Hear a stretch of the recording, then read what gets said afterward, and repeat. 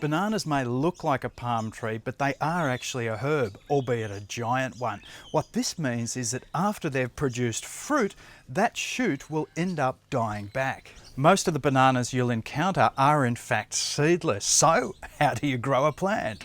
Bananas produce pups or offsets around the base. This is why you'll often see older plants as big clumps.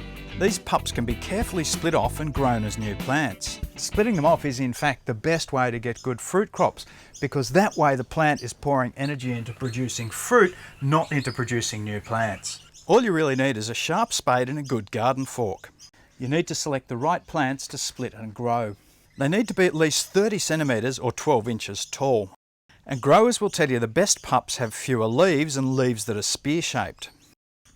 I've seen recommendations to gently remove all of the soil from around the base to completely expose the base of the parent plant and the pup, then to very carefully remove the pup before you backfill the whole lot in. Look, to be honest, you don't need to burn all that time and energy. It's a lot easier than that. On the outside of the pup, away from the plant, use the fork to lift and loosen the soil. Put your spade as close as possible to the parent plant. It's important when you do this that any angle on the blade is facing outwards, otherwise it can slice back in and damage the main plant.